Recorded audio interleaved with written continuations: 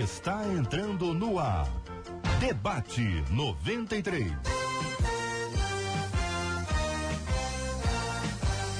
Realização 93 FM. Um oferecimento Pleno.news. Um olhar diferenciado além da informação. Apresentação J.R. Vargas. Alô, meu irmão. Alô, minha irmã. Aqui fala J.R. Vargas. Estamos de volta, começando aqui mais uma super edição do nosso Debate 93 de hoje, nessa segunda-feira, 27 de novembro de 2017. Vale com o Debate 93. 2461-0093. E-mail debate@radio93.com.br. Facebook Rádio 93 FM. Site www.radio93.com.br. Vale com 93 pelo WhatsApp 96803-8319. 96803-8319. Vários assuntos no programa de hoje. Teremos a sua participação sempre mais do que especial aqui no nosso WhatsApp. Não esqueça, salve aí o número do nosso debate, salve o número da 93 FM aí no seu WhatsApp, 96803-8319. 96803-8319 é a sua participação mais do que especial aqui no nosso Debate 93 de hoje. Vários assuntos hoje, vários assuntos, mas vamos logo pro primeiro tema. Todo pecado tem consequência, minha gente. Por exemplo, se o pecado de Davi não tivesse sido descoberto, Deus o teria castigado mesmo assim com a morte do seu filho?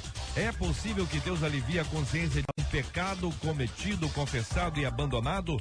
O Salmo 32, versículo 1, fala sobre pecado coberto. Já nos versículos 3 e 4, o mesmo Salmo fala de pecado encoberto. Existe diferença entre eles? Vamos saber o que os pastores vão nos ajudar e vão nos orientar sobre esse assunto no programa de hoje. Como resistir à tentação do pecado? É a última pergunta do primeiro tema. Você participa conosco aqui no nosso Debate 93. Começar ouvindo aqui o reverendo Júnior César. Ele é pastor da Igreja Presbiteriana de Coelho Neto. Pastor, muito bom dia. Seja bem-vindo ao nosso Debate 93 de hoje. Bom dia, JR. Bom dia aos nossos debatedores, aos nossos queridos ouvintes também. Que Deus abençoe essa nossa caminhada aqui, nesse debate, nesse dia que Deus preparou para cada um de nós. JR, todo pecado tem consequência. Eu diria que o pecado, né, ele tem um salário. E o salário do pecado é a morte. Às vezes a gente pensa em alguns delitos específicos e imagina somente uma consequência para eles. Mas na realidade, a nossa natureza pecaminosa, e não é o que nos define, porque nós fomos transformados mediante a fé em Cristo, pelo poder do Evangelho. A nossa natureza pecaminosa, ela poderá nos conduzir à morte, né? Apesar que o Senhor nos resgatou disso. Então nós vivemos uma vida pela graça de Deus. O pecado que nós cometemos, né, ele pode ser um pecado confessado. A Bíblia diz que nós temos um advogado diante de Deus, Jesus Cristo, que nos defende. Na realidade, nós não sabemos nem orar, JR. É o que o apóstolo Paulo diz aos Romanos. Nem orar a gente sabe, então o Espírito, ele nos auxilia. Porque a gente não sabe nem pedir perdão, a gente não sabe colocar diante de Deus aquilo que a gente quer, né? A gente vive nessa luta em fazer a vontade de Deus ou seguir o nosso próprio caminho. E nós fomos chamados para fazer a vontade de Deus. Quanto ao cobrir ou encobrir, né? O cobrir está ligado ao fato de dissolver, de apagar mesmo o pecado. Então, bem-aventurado aquele que o pecado se desfaz, ele é apagado, ele é perdoado, ele é cancelado, né? Mas você também pode encobrir o pecado, ou seja, o pecado está lá, mas você dá a ele uma roupagem de que não é pecado. Você dissimula isso, né? E foi essa dissimulação, segundo o salmista, que fez com que ele envelhecesse, com que ele sofresse todos os dias. Pastor Esdras Costa Bento, da Assembleia de Deus em Recreio dos Bandeirantes e também professor da FECAD. Bom dia, pastor, será bem-vindo. O senhor concorda, pastor? Bom dia, JR, bom dia para todos os nossos ouvintes e todos os pastores presentes aqui no debate, a nossa pastora também. Olha, nós temos dentro da teologia bíblica, tanto do Antigo quanto do Novo Testamento, a relação do pecado e consequência. Tudo aquilo que o homem plantar, isso também ele colherá. O que vai descrever não apenas em questões positivas, mas também negativas. A perspectiva é da justiça retributiva do Antigo Testamento. O pecado, ele, portanto, recebe a devida paga, a devida punição, o devido julgamento e, consequentemente, diante disso. No caso de Davi, especificamente, nós temos um pecado muito grave, que foi um pecado que a lei não contemplava para ele perdão, que é o pecado de assassinato, que a lei dizia olho por olho e dente por dente, e o pecado de adultério, que também não possuía perdão.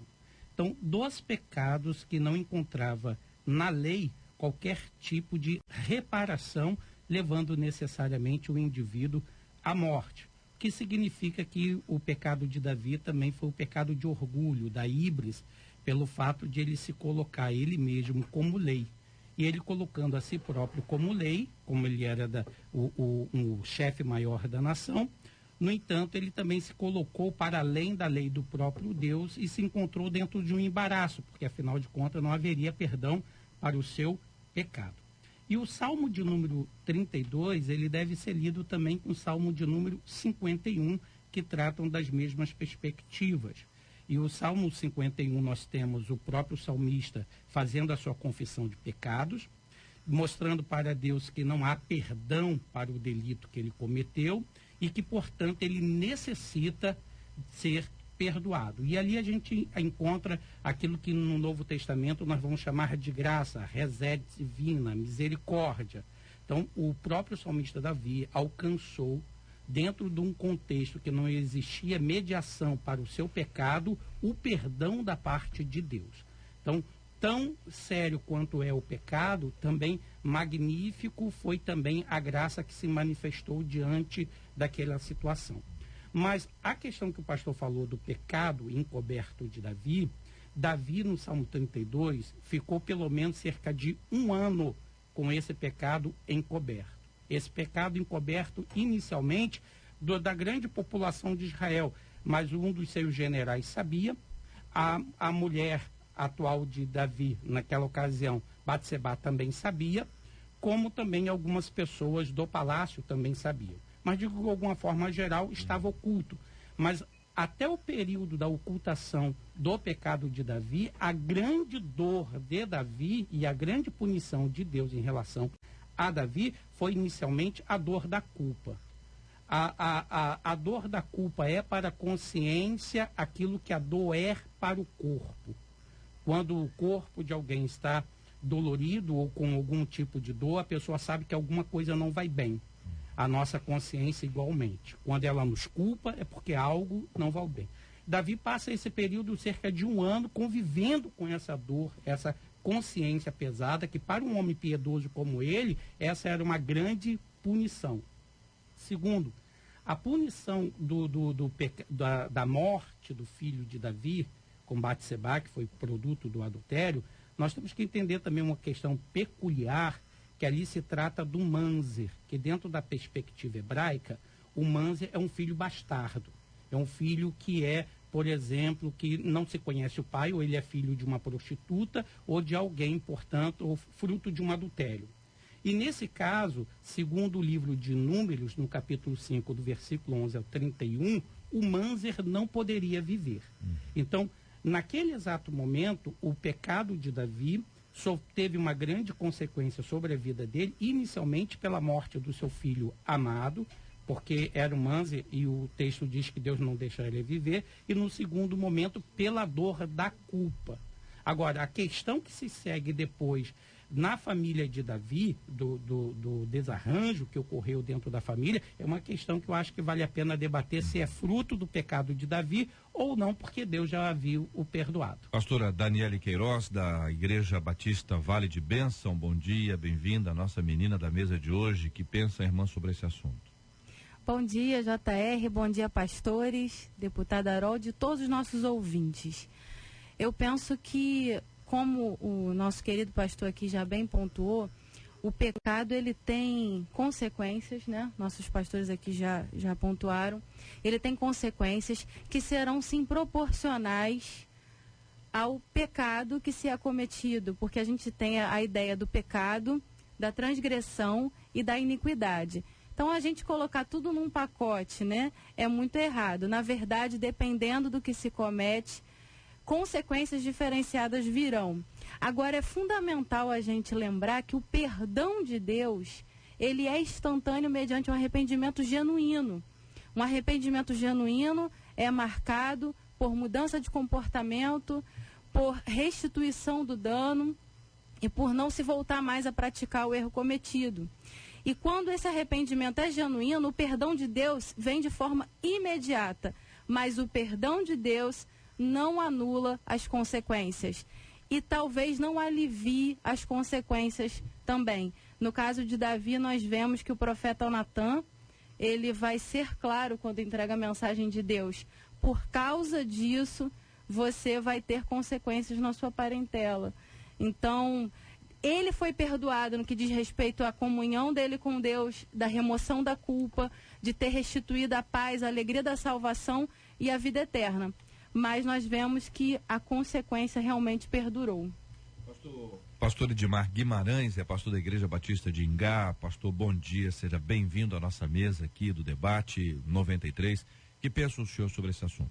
Bom dia, JR, bom dia, queridos irmãos pastores, pastora, debatedores aqui da 93, irmã Haroldo de Oliveira. Estamos tendo aqui uma verdadeira aula, né? Um seminário no ar aqui hoje, né? E com certeza o tema é oportuno, é sempre oportuno a reflexão. E como bem tem colocado aqui os debatedores, de fato o pecado traz consequências, né? A Bíblia é clara quando diz que pecado gera morte. E o salário, como já bem foi dito aqui, a recompensa, a remuneração, o pagamento que nós temos pelo pecado é a separação, o distanciamento de Deus, né? Pecado gera a morte no sentido bíblico aqui, é exatamente esse, distanciamento de Deus. E é esse o grande intento do inimigo de nossas almas, sempre nos separar de Deus. O pecado nos envergonha.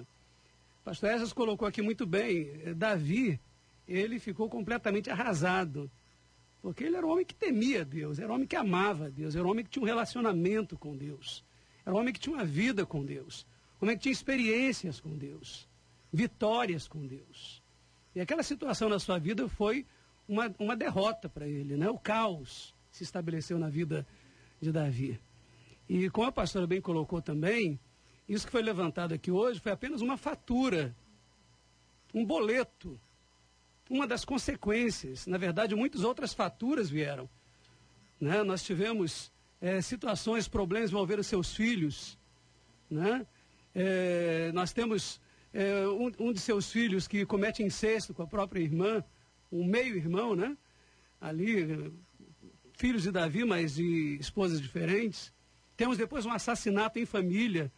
Um dos filhos vai justificar o incesto havido ali, vai defender a honra da sua irmã e mata o próprio irmão. Depois Absalão, também uma outra fatura, é a morte de Absalão, filho amado de Davi, chorado ali de uma forma tão dramática, né? O choro de Davi por Absalão. Na verdade, houve muitas consequências ali, né? Uma derrocada na família de Davi, uma derrota da família. Davi era uma referência não apenas na nação e nações vizinhas, mas ele era referência na própria família.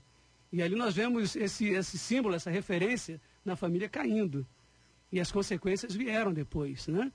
Ainda que Davi, como bem colocou o pastor Esdras no Salmo 51, ele é fantástico o Salmo quando trata da restauração de Davi, né? E Davi se torna mais tarde reconhecido como homem segundo o coração de Deus. As consequências, a paga, a remuneração pelo pecado veio. E ele teve que arcar com esse pagamento. Esse pagamento precisou ser efetuado. Martinho Lutero, lá em um dos escritos, uma das lembranças aí de Lutero, conta que estamos vivendo agora a reforma, né? E nós não podemos esquecer da graça, né? Do papel da graça aí quando lembramos a reforma. Mas conta-se que ele, numa noite de sonho, pesadelo, ele sonhava que a escrita dos seus pecados estava sendo colocada numa parede alva, branca, e toda a sua história de pecados estava sendo descrita ali, naquela parede, né? E aquilo que causava um desespero, porque estava sendo exposta ali, toda a sua situação de pecado, de mazelas. E depois de todo aquele desespero, a angústia do pesadelo que ele vivia ali, ele de repente vê de cima a baixo uma tinta vermelha tomar conta daquela tela e apagar completamente aquela escrita do pecado ali colocado. E logo depois uma nova escrita aparece ali quando diz que o sangue de Jesus Cristo, seu Filho, nos limpa, nos purifica de todo pecado. Existe a culpa, mas existe também a graça, né? Existe a graça. E Satanás, ele se alegra exatamente nessa separação de Deus, nesse afastamento de Deus, que é a consequência do pecado, que é exatamente aí que ele trabalha. Quando nos afastamos de Deus, Satanás, que é o nosso acusador, ele aproveita: você fez isso, você fez aquilo outro. E nós não nos sentimos em condições sequer de nos aproximar de Deus. Nos sentimos indignos. E é que nós precisamos nos lembrar que a graça de Deus, ela é maior do que tudo isso. E a Bíblia diz: se confessarmos os nossos pecados, Ele é fiel e justo para nos perdoar os pecados e nos purificar de toda injustiça. E Deus declara, Satanás diz: você fez isso, ele é o acusador, é o papel dele. Mas Deus diz: dos teus pecados perdoados, confessados, eu não me lembro mais. Tudo bem, deputado federal Harold de Oliveira, muito bom dia, seja bem-vindo.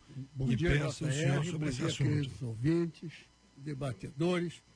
Esse é o tema, talvez, mais recorrente na vida do ser humano. É o pecado, é a tentação e o pecado. Essa é diuturna.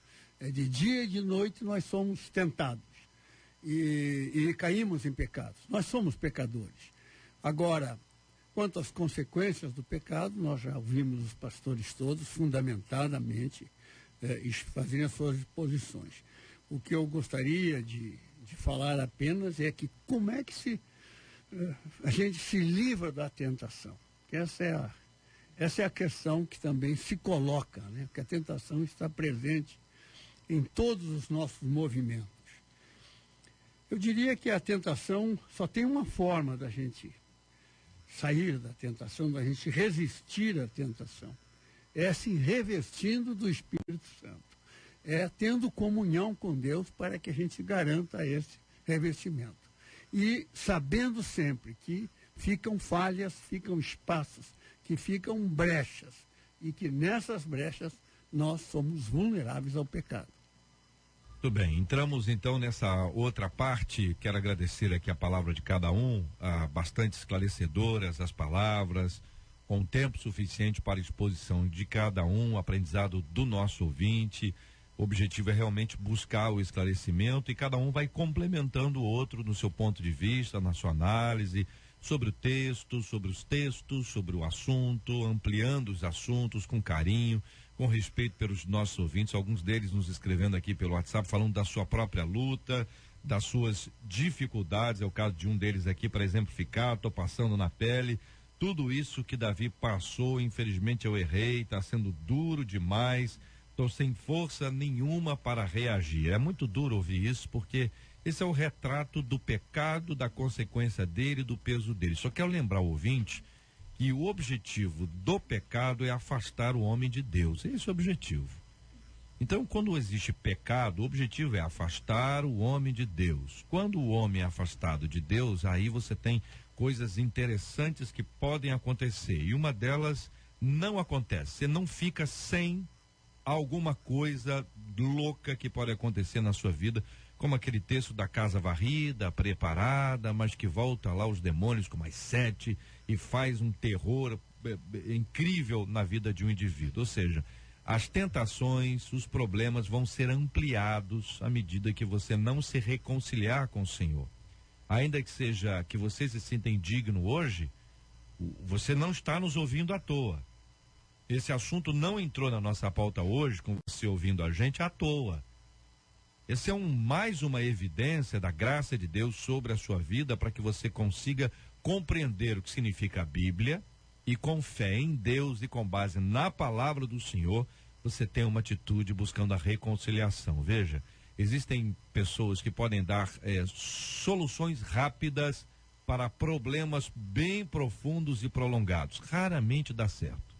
O que funciona, e a Bíblia nos assegura isso, é uma confissão sincera diante de Deus, tendo sido já convencido pelo Espírito Santo que você está em pecado.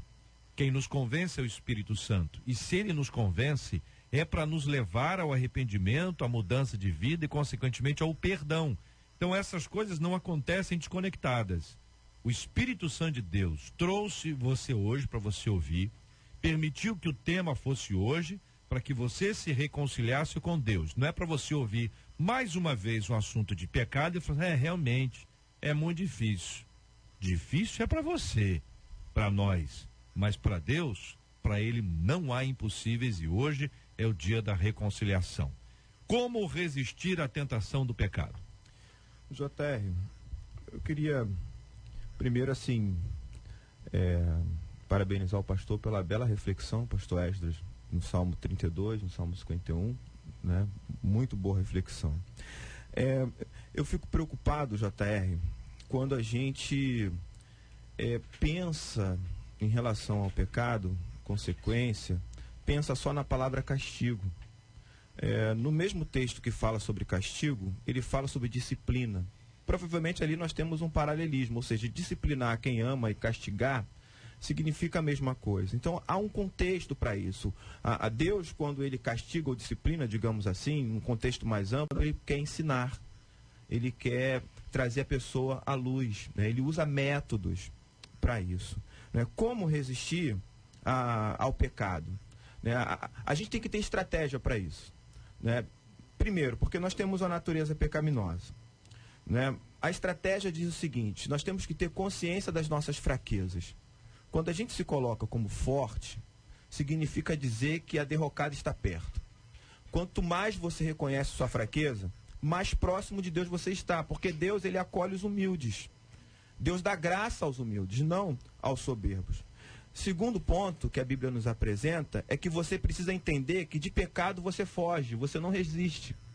Foge das paixões, é o que Paulo diz a Timóteo. Então tem que ter estratégia para desviar, para fugir, né? O diabo você resiste, é o que a Bíblia diz. Mas as paixões do pecado, você foge, né? A Bíblia orienta você a encher a sua mente com o Espírito, com coisas espirituais.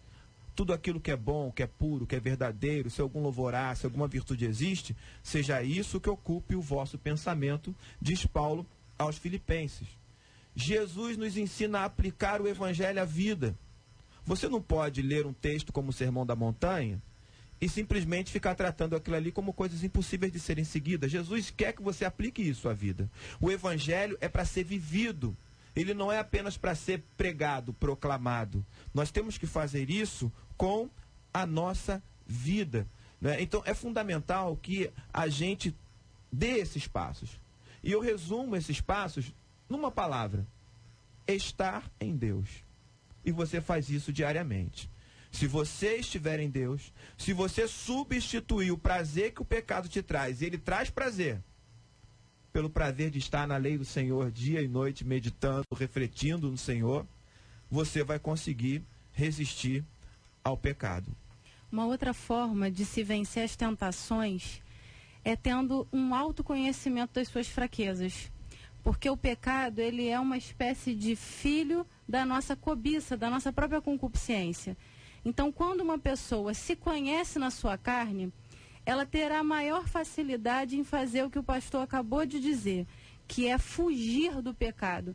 De fato, com o pecado não tem como você negociar. O caminho é realmente fugir, é resisti-lo, é bater em retirada. E uma forma de se fazer isso é se conhecendo, sabendo onde está a sua área de fraqueza, onde estão os seus pontos frágeis, porque dessa forma você poderá ser aperfeiçoado no poder de Deus, buscando o Espírito Santo e fugindo das zonas de tentação. Belíssima apresentação do nosso querido pastor Júnior César, como também da nossa querida pastora Daniele, mas eu queria trazer um pouco de nitroglicerina aqui, a partir da palavra da querida pastora Daniela. A pastora Daniela, na última fala, na primeira fala, fez uma classificação do pecado, que isso é muito importante para entender a relação do pecado, do arrependimento que se segue e do perdão e das consequências. E, notoriamente, como também evitar esses pecados. Quando a pastora Daniela classificou pecado iniquidade, pecado transgressão, já deixou claro, portanto, que o pecado ele é camaleônico, ele se metamorfoseia de muitas formas, se apresenta às pessoas de muitas maneiras. A injustiça, a mentira, o adultério, a fornicação, tem uma série de classificações. E eu percebi, com uma das dúvidas do nosso ouvinte, uma certa angústia, até mesmo em relação ao perdão do seu próprio pecado. E essa classificação do pecado é importante porque João nos fala especificamente que há pecados para a morte e pecados que não são para a morte. E no Antigo Testamento, preste só atenção, no Antigo Testamento, o adultério era um pecado para a morte diretamente. Existia o fato de que o adultério não poderia levar à morte se por acaso não fosse morto um dos envolvidos. Isso tinha que ser tanto o homem quanto a mulher. E no caso de um adultério com escravo, por exemplo, se o dono que tinha propriedade sobre o escravo não desse o escravo para ser morto, a mulher também não poderia. Haveria ainda uma remediação, o que em alguns casos o adultério poderia levar à morte e em outros casos não, caso os dois não morressem, que tinha essas concessões na lei.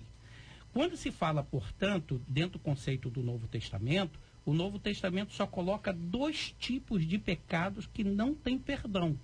O primeiro deles, a blasfêmia contra o Espírito Santo, e o segundo deles, o pecado de impenitência final, que seria a apostasia, como é descrito em Hebreus.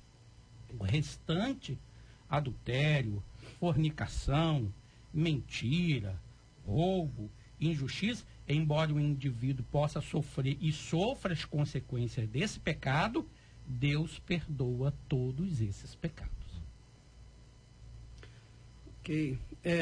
Disso tudo que eu tenho ouvido aqui, realmente uma grande aula, fantástico esse debate aqui hoje.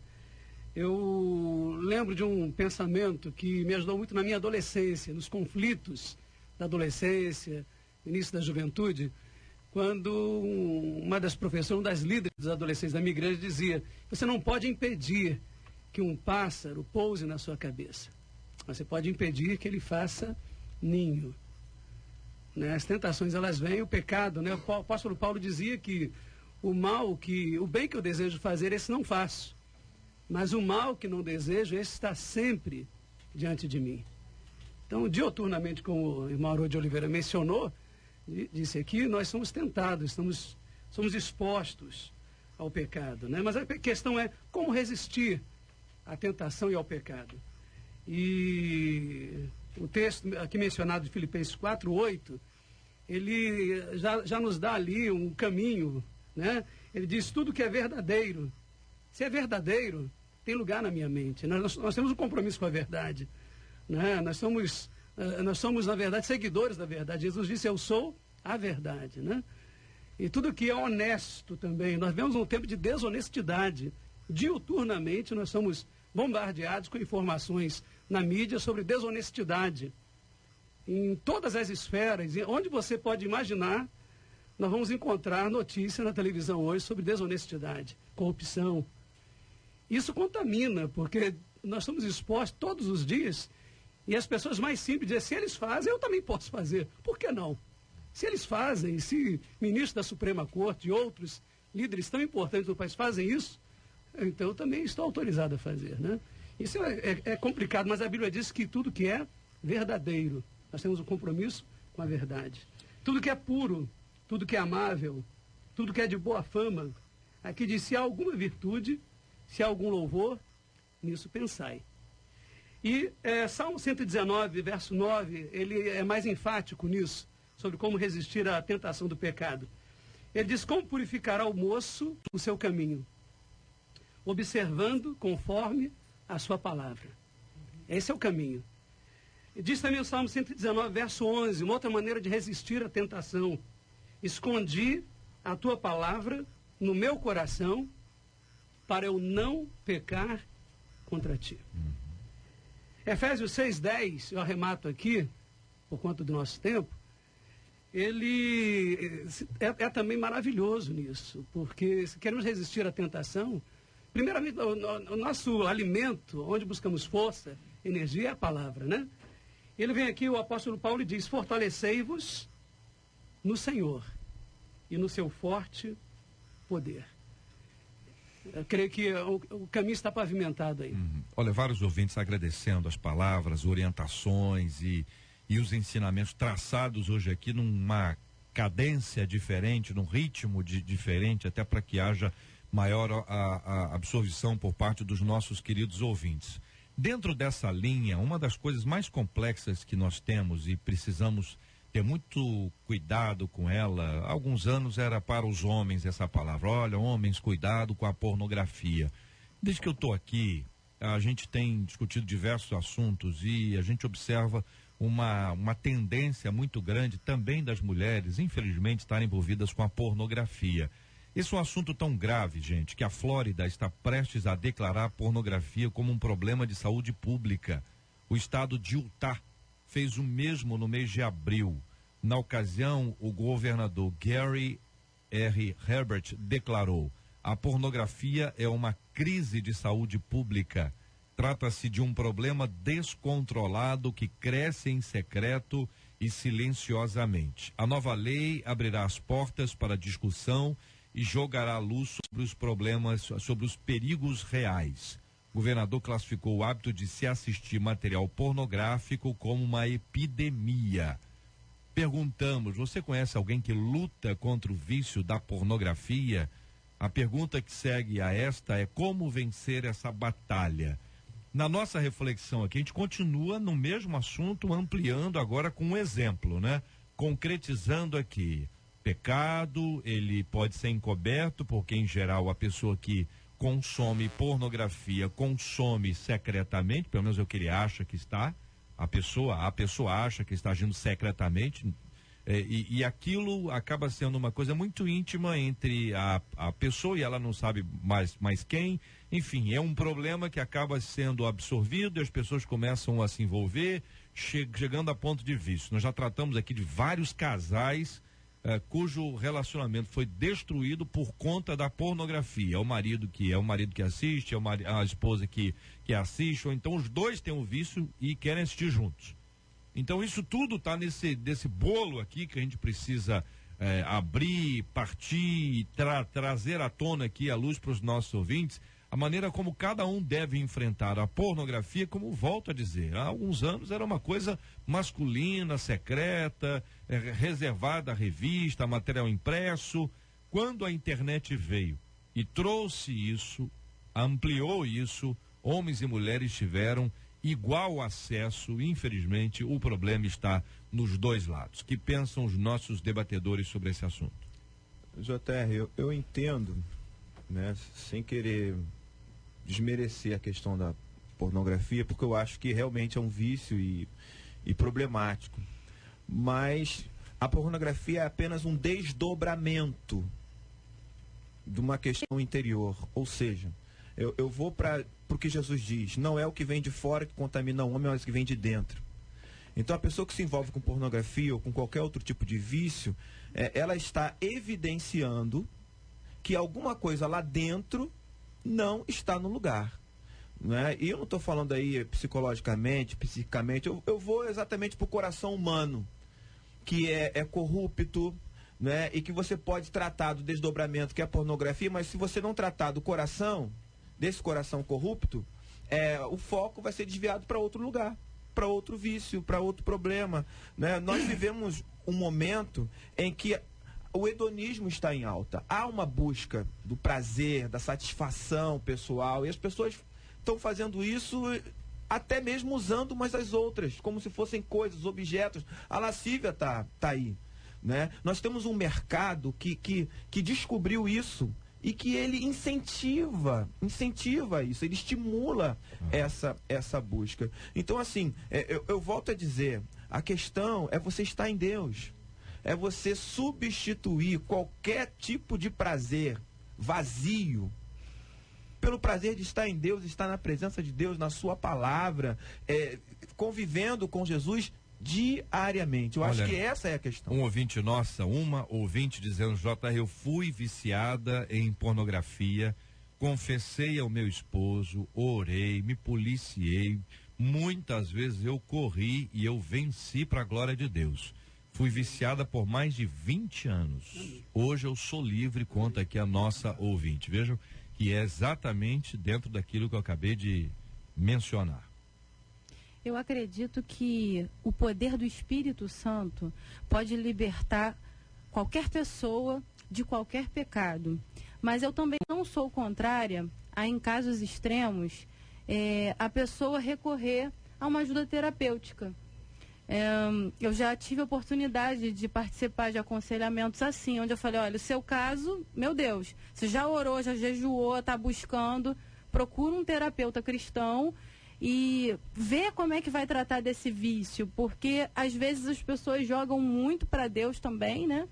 E tem uma outra área aí, como o nosso reverendo aqui mencionou, tem alguma coisa lá dentro que não está resolvida, às vezes na infância, e vai precisar de uma intervenção terapêutica. Mas, sem dúvida alguma, para vencer a pornografia, o primeiro passo é encher a mente com coisas saudáveis. Não estimular o cérebro em direção à erotização, à sexualidade perversa, mas encher sim a mente com coisas saudáveis, com coisas espirituais, saciando esse apetite com as coisas de Deus. Olha aqui um ouvinte dizendo, JR, eu sou casada e assisto muito pornografia, mas não conto para o meu esposo, eu não sou evangélica e ontem eu fui à igreja.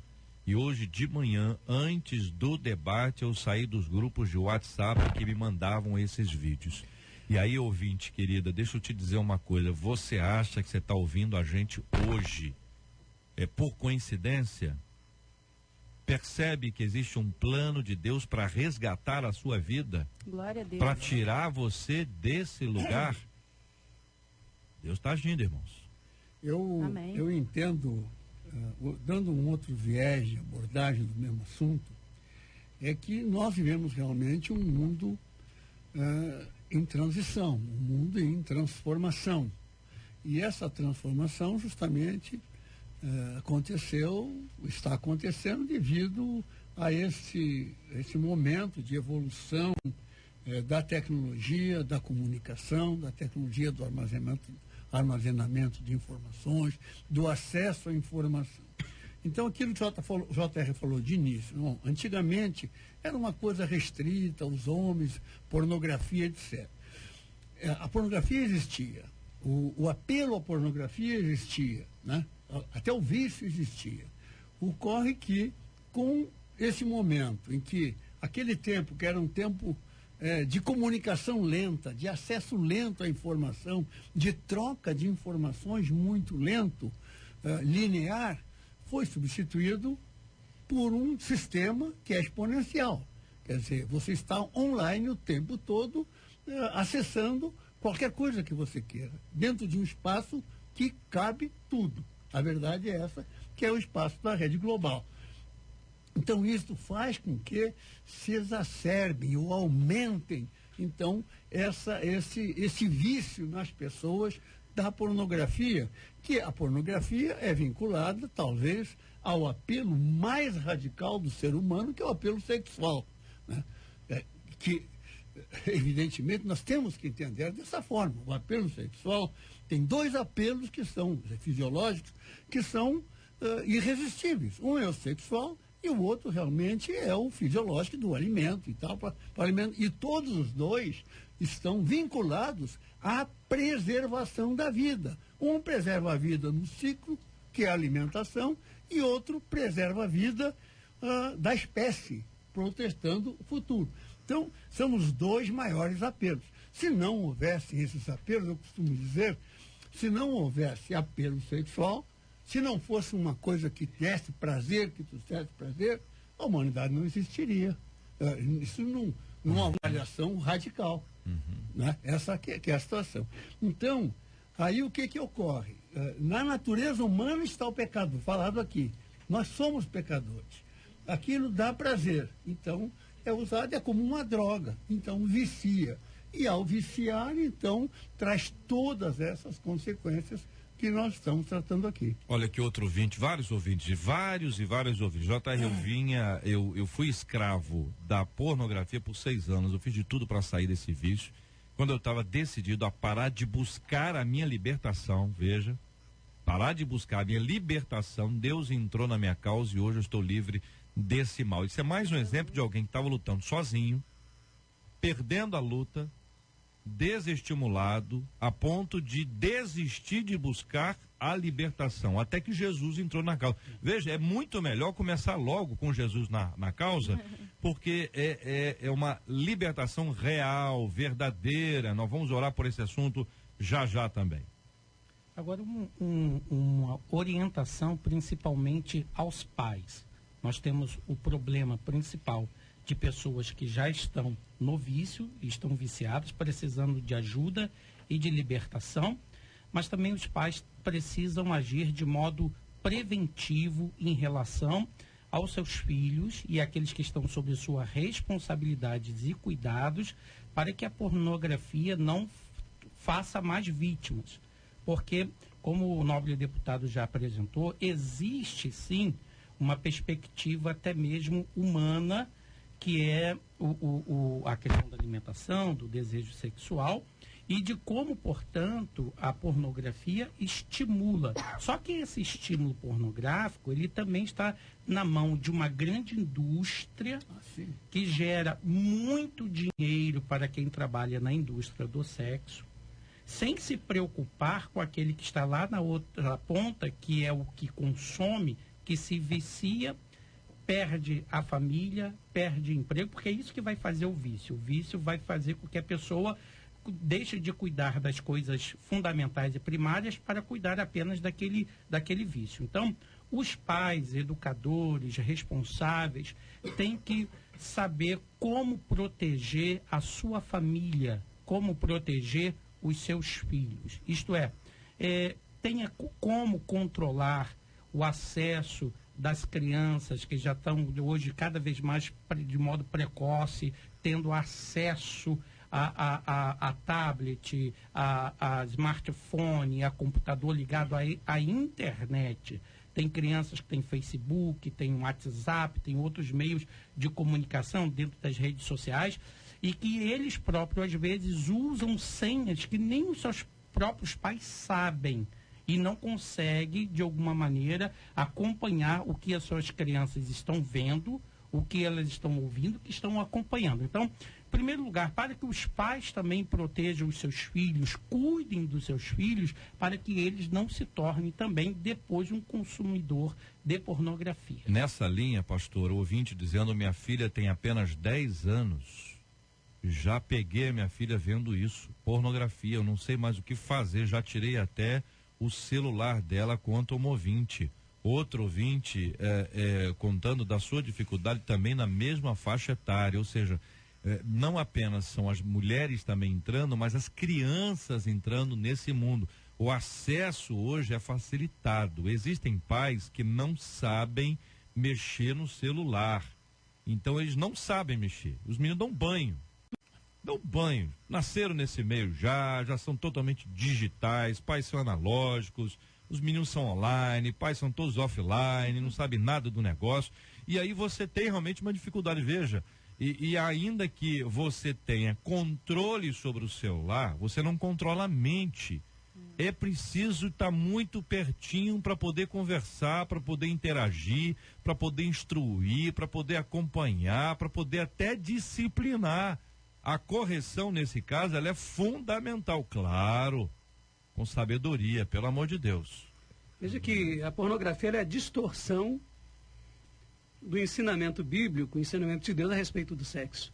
Satanás sempre vê aquela coisa bonita. Deus faz algo belo, algo extraordinário, algo prazeroso, algo que Deus faz para o bem do homem e da mulher, né? Aí vem Satanás, peraí, deixa eu bagunçar esse negócio aí. Deixa eu entrar agora com a pornografia. vamos distorcer isso, né? Foi assim que Deus disse. Peraí, deixa eu... tem algo diferente que eu quero lhe apresentar. E realmente a preocupação do estado da Flórida faz muito sentido, diante disso tudo que nós estamos ouvindo aqui agora, né? Atinge não apenas o homem, a mulher, mas agora também as crianças estão sendo alvos, né? E Satanás, a velha serpente, de lá para cá ganhou muita experiência. E agora está atacando cada vez mais o nosso ninho. E atacando os nossos filhotes. Atacando os nossos filhos. E a pornografia realmente causa dependência. E é um problema de saúde pública, como o é a dependência de drogas e outras dependências, né? O texto, lembrado aqui logo no início de Filipenses 4:8, né? Lembra lá tudo que é puro. Tudo que é puro. Quando ele alista lá aquilo que deve ocupar lugar na nossa mente, ele realça isso, tudo que é puro, tudo que é de boa fama, tudo aquilo que pode ser visto à luz do dia e diante de todos, né? Vencer essa batalha aí vai implicar realmente em procurar ajuda. Hoje muitas igrejas estão com aquele programa Celebrando a Recuperação, né? E tem sido uma bênção na recuperação de milhares de pessoas. Tem uma coisa, pastor, de toda parte. Complexa, e quando fala aí, por exemplo, sobre os filhos sabem o que os pais veem. Os filhos acompanham. A pessoa acha que é pequeno e acha que está morto. Entendeu? A criança está lá, ela está viva, ela está ligada, ela presta atenção, ela tem um faro pro negócio errado, que é uma coisa impressionante, ela consegue acompanhar.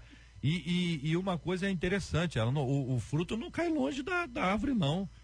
E às vezes o pai e a mãe estão fazendo coisa que acham que estão fazendo escondido, e os meninos estão vendo, eles vão repetir.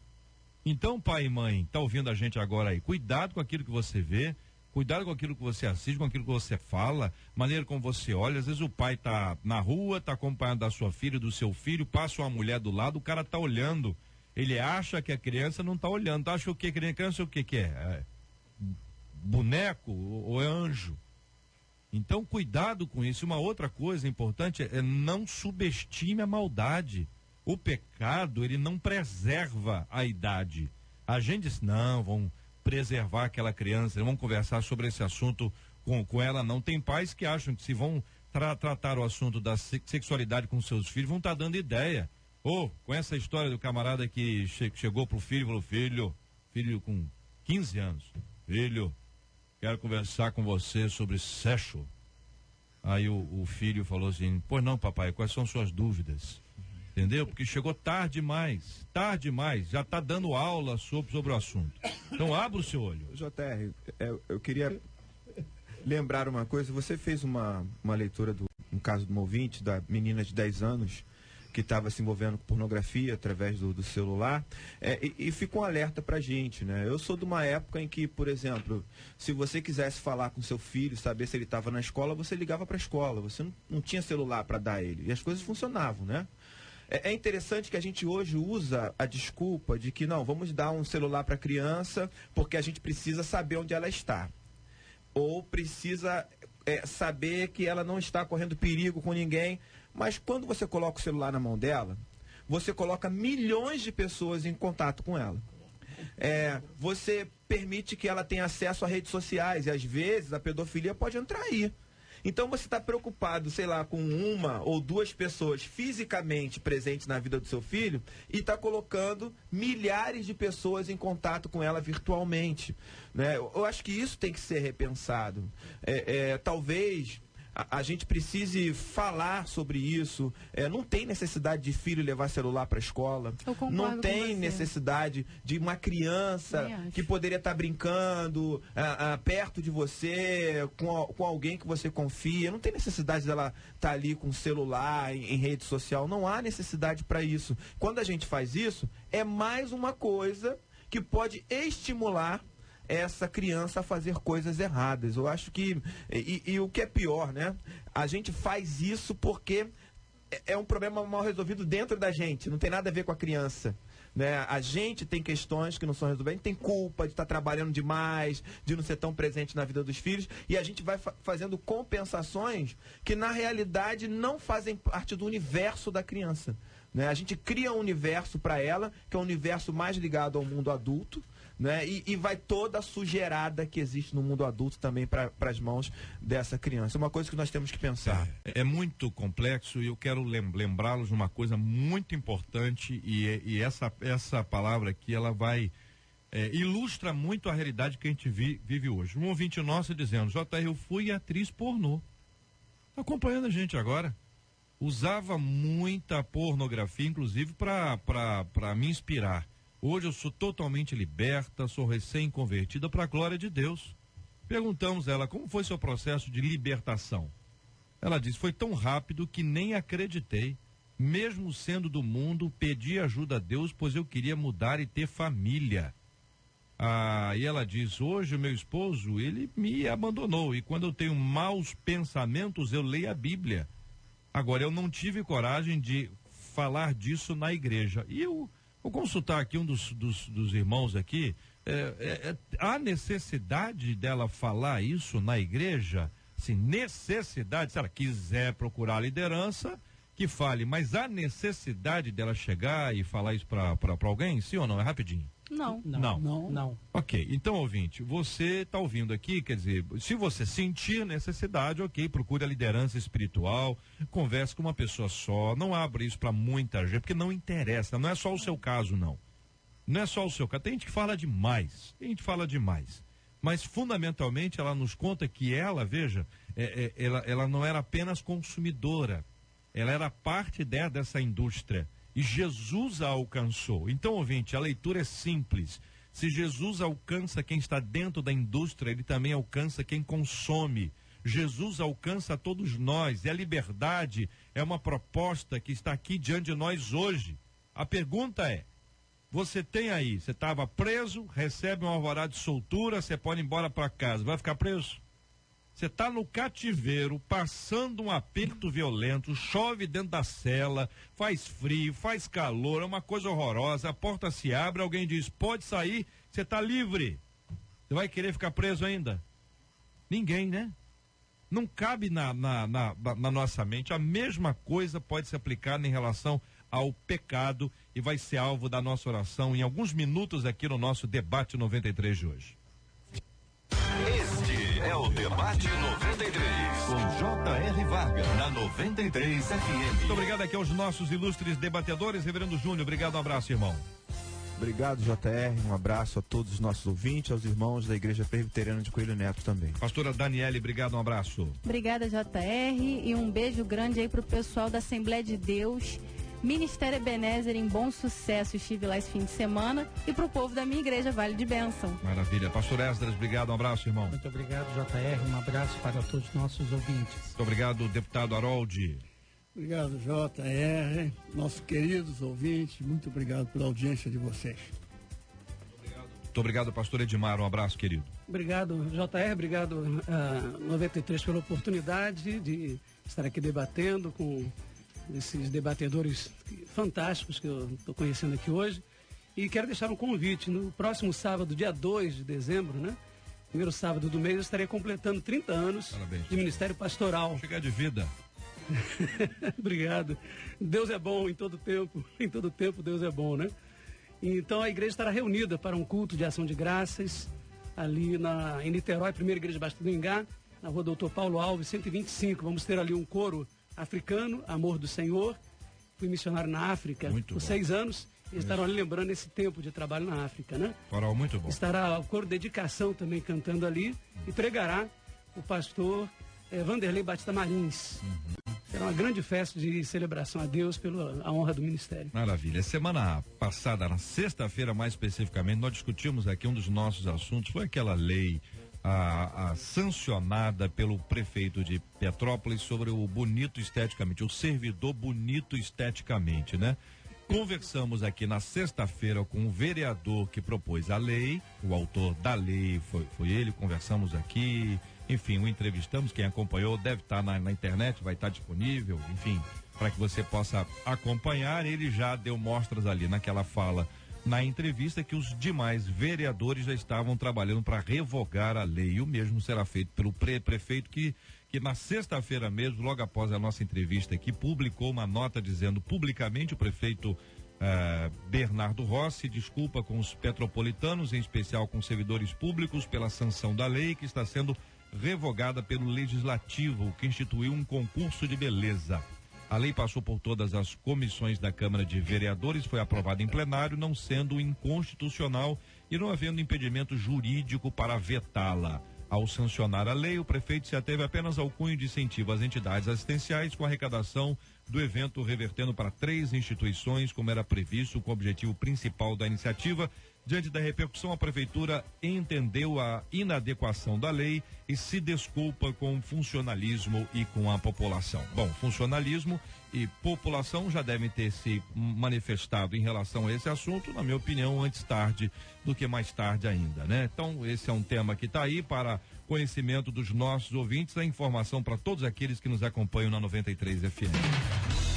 Estamos juntos no Debate 93. Nós vamos orar juntos, minha gente. Vamos lembrar dessa luta, dessa batalha, dessas dificuldades que temos enfrentado na nossa vida. Vamos orar pela cura dos enfermos, pelo consolo aos corações enlutados e por todos aqueles que estão amarrados ao pecado. O tema hoje tratou muito sobre esse assunto e você não está nos ouvindo à toa, não é uma coincidência. É um projeto, um propósito de Deus. A Bíblia diz que todas as coisas cooperam para o bem daqueles que amam a Deus, daqueles que são chamados segundo o seu propósito. Deus quer trazer sobre a sua vida a liberdade que só Ele pode oferecer. Não lute sozinho contra um inimigo que você não pode vencer, mas entregue a sua luta ao Senhor e Ele pelejará por você. E você vai continuar a sua luta, vibrando continuamente na presença de Deus para ser mais do que vencedor, como a Bíblia nos propõe. Vamos orar, ouvinte. Fica juntinho com a gente nessa hora e vamos juntos clamar ao Senhor. Pastora.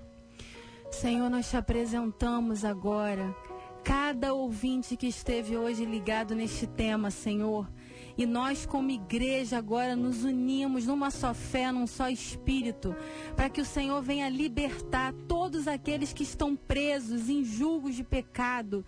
Nós oramos para que o poder do teu sangue agora venha quebrar cadeias e grilhões, trazendo liberdade ao cativo, pela autoridade que há no teu nome, Jesus. Nós oramos por aqueles que estão enfermos, por aqueles, Senhor, que estão passando por dias de luto. Oramos pelo teu consolo, oramos pela tua cura e oramos pela paz do Rio de Janeiro. Senhor, te agradecemos porque temos visto a tua mão operando, mas oramos sim pela restauração completa e pela paz do Senhor, pela tua salvação, reinando de forma plena sobre as nossas vidas e sobre a nossa cidade e sobre todas as nações da terra, em o nome de Jesus, amém. Que Deus te abençoe.